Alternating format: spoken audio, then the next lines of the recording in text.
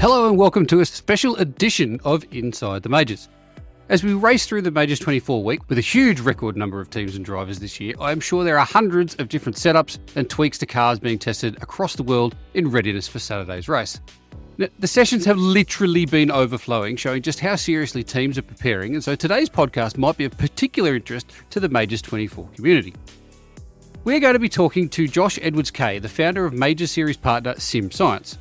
While SimScience came on board with Majors towards the end of last year, primarily as a data analysis service, since then, things have exploded in their world, and they've just recently released a series of web apps and services aimed at driver improvement aids and setup analysis tools. That is on top of the individualized data tracking services they already offered since inception. So if you're looking to better understand yourself, your car, how to go faster, what setups actually work, and which of the 46 changes you just made to your car actually made a difference, then be sure to listen in carefully as we hear from one of the emerging forces in sim racing, SimScience.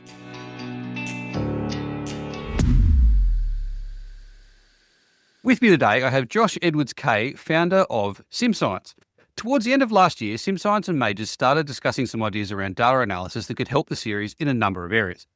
Racing in general is a massively data-driven sport now, and the sim is absolutely no different, even sharing common software and apps in terms of telemetry, analysis and other tools to find performance with the real world. Now, even in the short time since the association began, the development of what SimScience is now putting out for the sim racing community to use is quite staggering, and I can't wait to dive into some of the newer, really cool things that people can use. So Josh, welcome to Inside the Majors. Thanks, Karen. I'm so happy to be here. Could we start with how it was that Majors and SimScience crossed paths in the first place and what the initial base for the partnership was? I was looking to get what I was doing out there and show people what I can do with data because I'm really passionate about it. And I was drawn to what you guys do because of the Majors 24 at Le Mans. I was going through a bunch of old races and I just saw 10 to 12 splits of passionate drivers driving at Le Mans. And I was just so incredibly impressed by the kind of commitment you guys were putting towards the community to get that going. And it made me want to reach out to you guys and see if there was something we could do together. One of the areas that you've been able to help us with, and me especially for the MEC where we have Pro-Am teams, is in the area of rating and evaluating driver performance. We all know that whilst iRating can be a guide, it's not always as accurate as you would like when you're making determinations about divisions and those sorts of things. What are the sorts of things that your analysis can tell that iRacing metrics can't? I would say the number one is that behavior has evolved so much around iRating. Has been the kind of the standard that drivers use to measure themselves along with, iRacing safety rating. And so there's often a lot of, I don't want to use the word manipulation, but people have figured out ways to make sure that their iRating stays where they think it should be. And we have ways to kind of surface people's raw pace and kind of dig beyond the noise. And I would say that phrase in particular is one that you might hear a lot in this podcast, beyond the noise, because what I like to do with data is just kind of say, all right, what are the stories here? What are the relationships? And where that comes to with evaluating driver performance is that what a driver can do and how consistently they can do it are two different things. And iRating really captures results, and results alone they just don't tell us enough about how talented that driver is and what they're capable of. And so I use a wide range of analytical tools, and some basic, some advanced, to reach beyond the noise. But we could all fall into the trap of comparing ourselves to the best and the top level in iRacing, but a lot of the statistics and products that you offer can measure not just against the top level of sim racing, but also against how drivers compare against their peers. And that's peers based on performance, not just being within a certain iRating band. So how is it that you can get to that level of detail, and especially when you can do it on a car by car basis, not just by disciplines of road or oval? How is it that you're able to get to that level of detail that some more basic and simple metrics that people sometimes use can't get to? I would say then the main thing is that, without boring people about what data science is and how it works, one of the great things about data science is that it lets us find relationships, right? One of the things that so many people, I would say, rightfully get hung up on is the fact that, look, tire models are always changing, track temperatures are always changing, track conditions are always changing, et cetera, et cetera, et cetera. There's always going to be a hot new car every week. There's always going to be, bias in the setup, right? And my methods allow me to kind of take the story from each individual race. And then it's almost like if you're making a collage in your art room, right? And you've got all of these different pictures and they each tell a story, and you're staring up at the pictures on the wall and you're trying to figure out what all of them have in common, right? You're not going to compare all the details between picture 1 and picture 2 because they're just different pictures, right? But you're trying to find how the two pictures are similar, and you're trying to see if the similarities in the pictures tell a specific story. And my job for a very long time has been being able to do that with data. And so when we have a race we're constantly changing track conditions, right? Let's say it's a 24-hour race, and how do you measure up people against each other, accounting for the fact that these guys are all driving at different traffic situations, they're driving at different times of day, which is different track conditions, right? There might be a lot of marbles in a specific area. There might be bad luck that a guy runs into, right? It's like being able to cut through all of that noise and compare people against people who are on track with them at the time, and then kind of standardize everything together is kind of how I'm able to do all that. So obviously, this is your area of expertise, and so you're able to develop data, analytical processes, algorithms, AI, all those sorts of things that you're using to get to that point. You understand that, and us mere mortals, look at that and just go, wow, my head's exploding, don't really know what that all means. So in the first quarter of this year, your new website launched along with an app in your Discord to allow drivers to see some graphical data around their most recent performances, and that included for teams as well. Now that's across officials and league events, and it's almost instantaneous, and it's able to really help drivers with things that just the timesheets or results can't tell them on their own. Can you tell us what it was like to take that step from a developer's perspective that's been involved with data analysis and the crunching of the data in the back end to bring it to the front end, if you like, in a website design and graphs and those sorts of things that drivers can understand? I'll be honest and just straightforward that the hardest challenge actually was speaking the language of engineers to speaking the language of drivers. I know you're a driver yourself. Like, drivers need actionable information. They need to be able to know, all right, like what I'm looking at, how do I take this and actually translate it into being faster? And it took a little bit of work and a lot of feedback from people.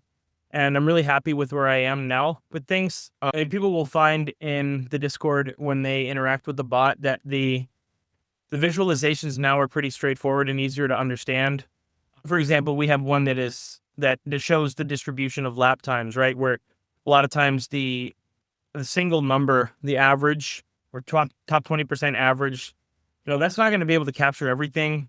And so we want to put it in a way that people can kind of see if they made a mistake in a race, have that be part of the data, but not let it skew everything. So ultimately, I would say it just comes down to figuring out what story the data says, first of all. But second of all, and most importantly, is how do drivers act on this?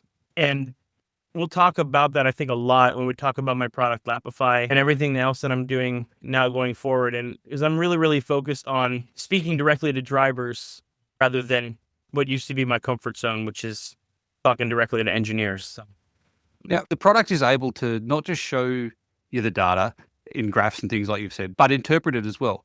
And that's not just putting words on the data and saying, X, Y, or Z occurred. it's able to give observations around specific corners and things I can try to reduce lap time. So it's giving suggestions and recommendations around techniques or changes in my behavior that should lead to more speed, just like having a driver coach poring over the data and then talking with me afterwards. What led you to want to provide that detail to drivers rather than just, this is what happened? Honestly, because drivers deserve that level of information.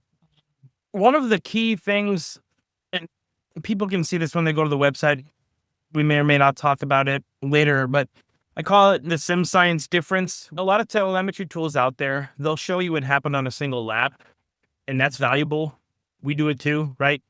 But for us, that's only really the starting point. And the key reason for this is because when we analyze your patterns across many laps, it helps us understand how you drive, not just how you drove once. And it is valuable to look at how you did on a single lap and compare yourself to a reference driver, right? Because a lot of times drivers learn corner by corner. I have friends that I've asked them, why do you enjoy learning like this? And a lot of them, it's just because you learn what I need to do to get better, and then you apply it. And feedback loops are incredibly important when you are getting better and improving. That is what powers the ability to get better, is the loop of, here's what you need to do. Now you go try it, and now you go test and see if you got better. And the reason that we don't want to go that route and we want to try to encourage people to step back and look at more is because a lot of wasted time can come out of that cycle. We're going to analyze your patterns over a number of laps to see how you drive as a whole, not just how you drive once. And the other thing too is, you mentioned earlier in the podcast about how we can compare people against their own peers. And that's a detriment of the reference lap system, which is, how do you pick someone that not only had similar conditions as you, but had, similar skill profile? And we're trying to help people figure out what their skill set looks like, rather than here's what you're doing wrong, go. That's not to say we're not going to provide solutions too, but our process goes deeper than that. And that involves explaining why something is happening like that, not just what happened, right? Since the first app, the Lapify desktop app that we've been speaking about, things have expanded from what SimScience is able to provide. Now, one area that we all spend a shit ton of time on is setups. Now, whether that's building them ourselves, dancing around different setup shops to find the best one for us, asking every friend we can think of if they can share theirs, and then testing 4, 5, 6 different sets to try and find that eureka moment that makes us a speed demon, which tends to not happen because the problem is usually the skill of the driver. Now, beyond Lapify, which is the extra tools that have recently been added to your suite of things on the website, you've developed one for helping understand setup adjustments that drivers tried, helping to see if they really worked. Now, what are the features of that tool which are going to make the biggest difference to somebody that's trying to get ahead and improve in the sim racing world? I would say the number one thing is that, first of all, we actually pride ourselves on not using AI for our data analysis. All of those setup tool visuals are handcrafted by me personally. And I'd say the number one thing that you get out of doing that versus playing the setup game is that we get this system where everybody's testing 6 different setups and picking the one that is the best of the rest, right? None of them are going to be perfect for you. And so people spend tons of money and tons of time testing setups. But if you go back and you look at that and you say, let's learn how to set up my own car and adjust it and realize it and realize these things do when I touch the car, all of that time that you spend learning what all of those buttons do is going to pay you back, because you're probably just going to invest a decent amount of time, and that things are going to get pretty easy for you. You're going to understand, all right, adjusting my front A roll bars does this. Making sure that the front and rear A roll bars are the same value helps here, right? And we're just trying to get people to break that cycle and loop, because a lot of the tools out there, they don't want you to learn how to do these things, because their ability to make money is based on keeping you stuck between, I need help making a competitive car, And here's One of the things that I really like about it, and you can possibly expand a bit on this, is it doesn't just say, no, you went slower.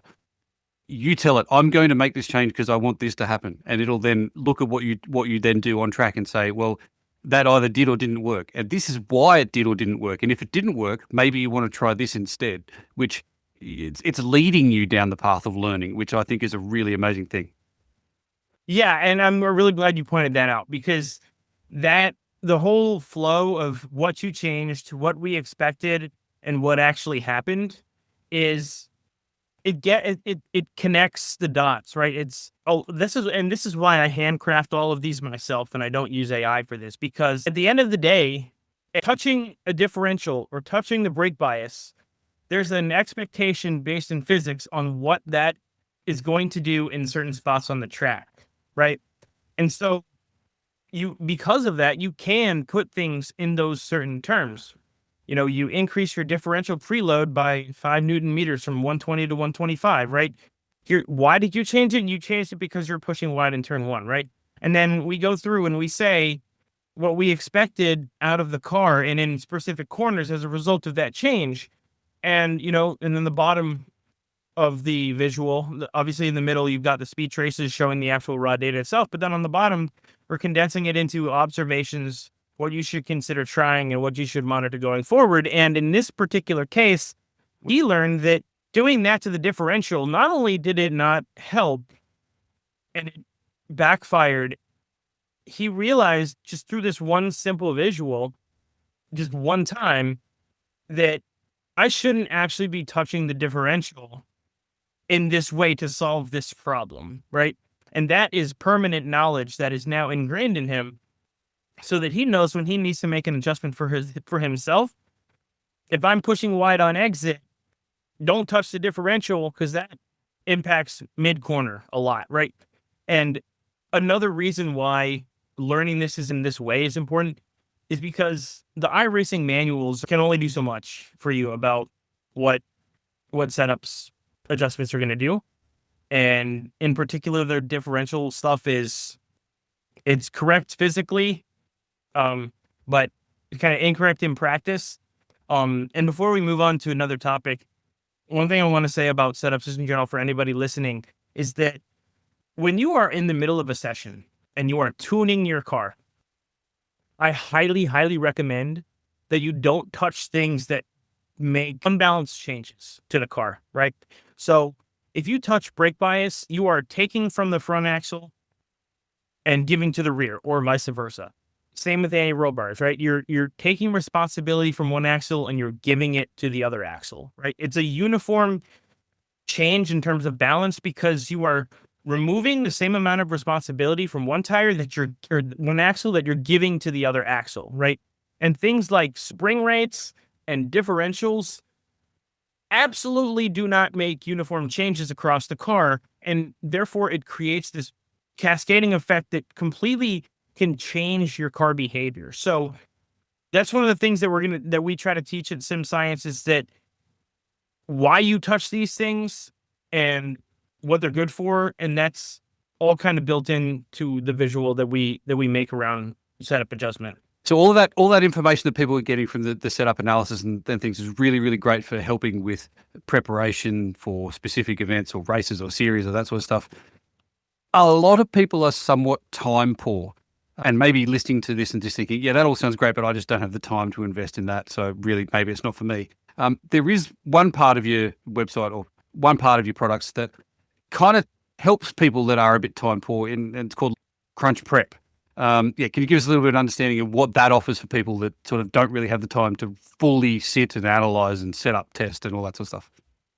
Yeah, that's a great question. I'm glad you asked. And time poor is exactly why buying setups is so alluring, right? It just gets you in the seat immediately, right? And so our Crunch Prep is basically designed for, maybe you have a really busy week. Maybe you've been practicing all week long. It's either one. It could be true. You haven't had time to put much effort in, or you've had so much time that you've put in and you're kind of overwhelmed with all the things that you've identified as things you need to work on, right? Crunch Prep is something that basically looks at your telemetry and says, where are your biggest gaps? Let's help you find them right away. And again, similar to everything SimScience does, we're not analyzing just one lap at a time. We're analyzing a bunch of laps all at once. And so we're going to say, the data's going to say, right, like, okay, you might have a couple issues in this corner, but here's a corner where you're losing time almost every single lap. Right? And so we're going to try to help you figure out exactly what you need to do. And it's going to be actionable. Like when you guys go on the website and you see the race week crunch prep one that we've outlined there, is that in the explanations, these are all handwritten. None of this is AI driven. Handwritten, straightforward explanations about what you need to do in time for the race.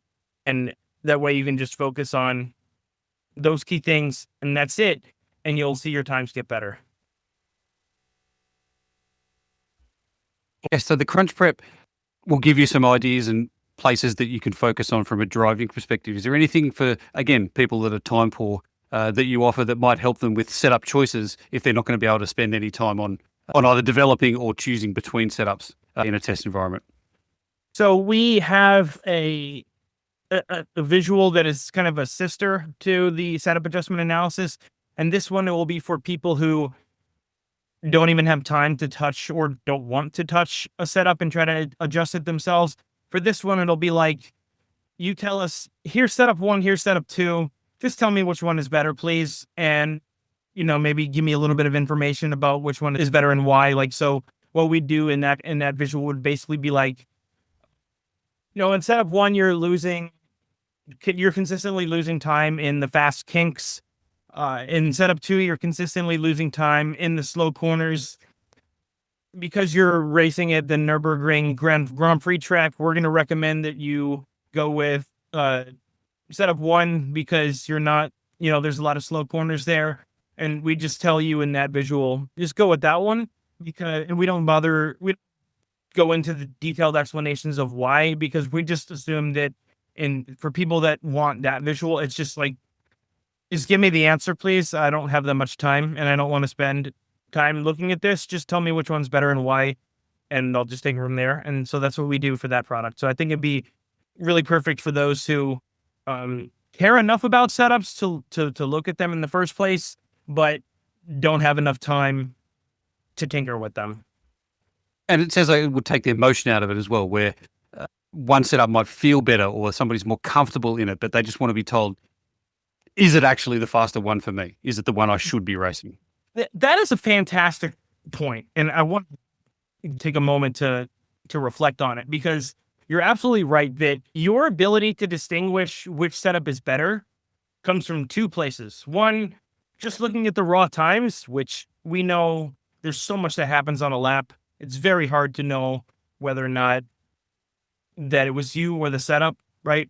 And so that's one part. The other part is that sometimes we just think a setup is bad for the wrong reason that it's actually bad, right? It might be that we think that this thing is understeering like a pig on exit, right? But it might just be that your throttle trace is not the greatest in that situation. And it may actually be that the real problem is like mid corner at slow speed hairpins, like, because you're not getting enough maximum rotation out of the car. And the way that we are able to tell the difference between those things is my industry knowledge. So that's one thing that AI really can't do, is that it can tell you the differences between two things, but it can't tell you if that is what we expected. And so because I hand do all of those visuals, it prevents any sort of bias towards just what the numbers say rather than actually knowing whether or not the numbers saying that makes any sense. That's an amazing level of detail. And so for people that are listening, you can see this isn't just coming from somebody that has turned numbers into words. There's a base understanding of what we're looking at and what drivers need or what teams need from a tool and a product like this to be able to improve.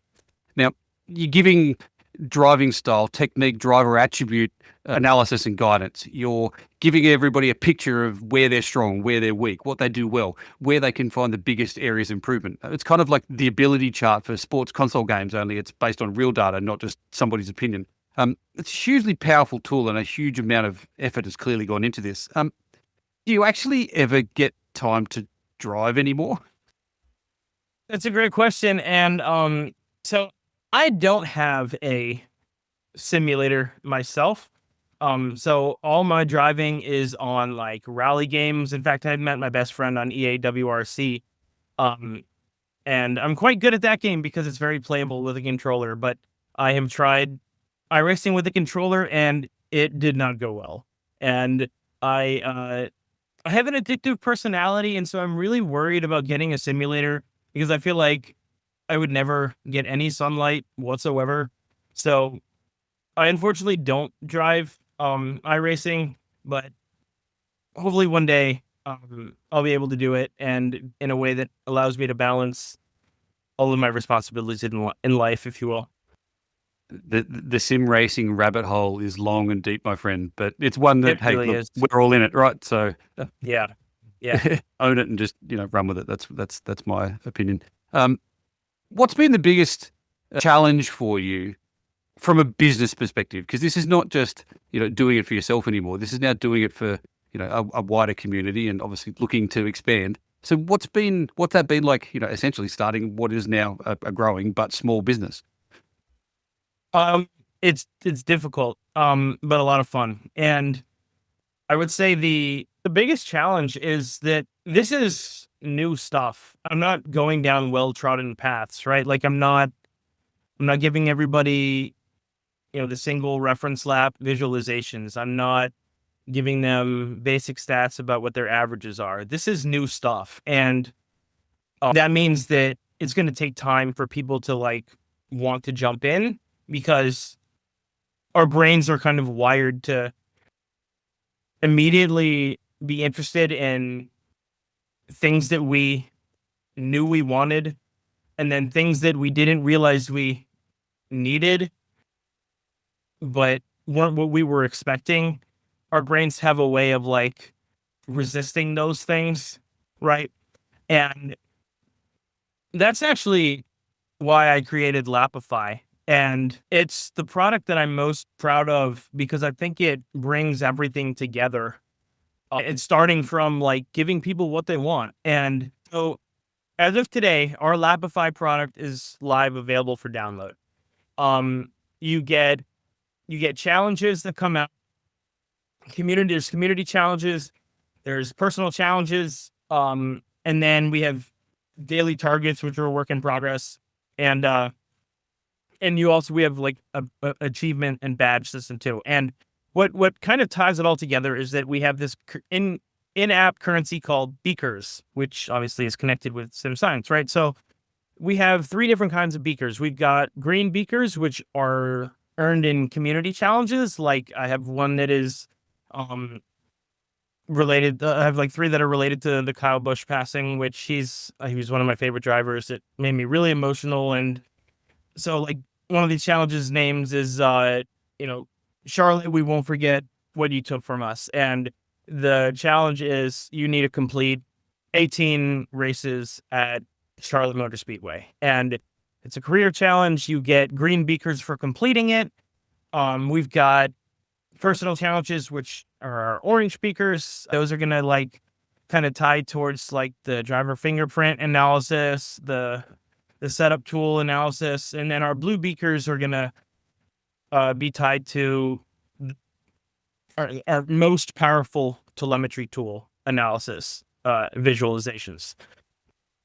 You started this question with how was the journey, right, of this? And I mentioned that the biggest challenge was figuring out that the best thing to do is just give people what they're actually looking for, right? And so coming full circle here is that I find that there are so many people that desperately wish iRacing was more fun. And give me a chance to explain myself, because there's so much I-rating protection, safety rating protection going on, and people are afraid to do officials because they don't want to get run over by an idiot, right? Like, everybody's afraid to put things at risk.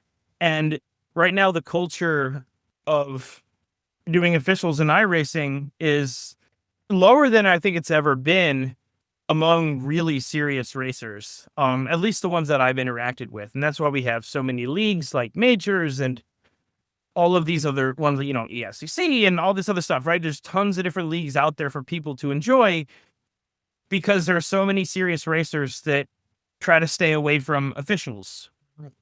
Many different reasons, right?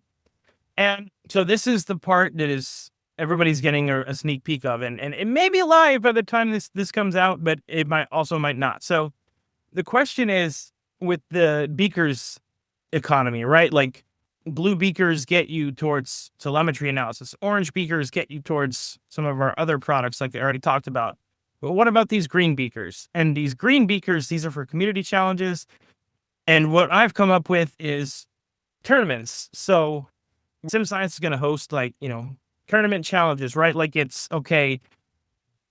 iRacing is at Sebring this week. You enter for 50 green beakers or 5 green beakers or whatever. And the challenge is whoever gets the most fastest laps of a race at Sebring in a week's time earns, blue beakers, right? So we're basically taking this, this non-monetary, and there are disclaimers all over my product when this is going to come out, that this is not gambling, it's not wagering, it's you can only earn green beakers by participating in community challenges, which is literally just like racing, right? You're racing and completing challenges, but you can then take these earned green beakers, and referring other people to the app is also a great way to get a bunch of green beakers. Anyways, you can join tournaments that I've created that allow you to earn literally just by racing, not buying anything. And you can actually get premium telemetry analysis products just by racing, and completing these challenges and winning these events. Now, I think the coolest part for a lot of people is going to be the peer-to-peer challenge system that I'm going to be rolling out here. So, like I said, those green beakers can be turned into telemetry products by winning those sponsored challenges. But how do you get more green beakers, and how can you have a more fun iRacing experience? And that is through these peer-to-peer challenges. These the system is essentially like, okay, if I want to challenge my buddy Carl to see which one of us can run the most laps under a certain time at Suzuka over the course of 3 days, you can do that. You want to make a challenge that says, how many of us can go the most number of consecutive laps without a car contact violation? You can do that. Our database tracks all of that. We're just going to give you that agency to make whatever challenge you want with your buddies, whatever you guys come up with. And so not only is this for ad hoc challenges, but this can be another way to add things on top of league races. Like, it's going to be so much fun for people. And it's going to be at their fingertips, whatever customization you want to have, whatever environment and experience you want to create in iRacing, you can do it in a way that is so much less complicated than all of the current options provide. I'm sure a lot of listeners are keen to get on and see some of the products. Obviously, the new one when it's released that you've just spoken about there as well. Where should they go? And look, just give people a bit of an idea. What sort of costs are they looking at for, if they really want to get into the really high level analysis that you offer? So right now, I have not priced my stuff yet. And this is intentional because I want everybody to feel like all of these analysis are available to them for no cost, just driving, just completing challenges, right? Think about it like the beakers are, if you've played mobile games with, their own internal currencies, it's going to be a lot like you can gain access to all of these really cool premium analysis just by driving, right? But if you want to get more of them faster, then you could buy blue beakers, you can buy orange beakers, you can buy both.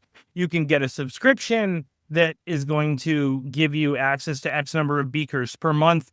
You could become a team partner where you guys, SimScience is a sponsor of your team. You guys put SimScience or Lapify by SimScience in your team name. You put SimScience stuff on your car. There's going to be a program there where you can do all that. And then each of you guys can get beakers per month towards premium products.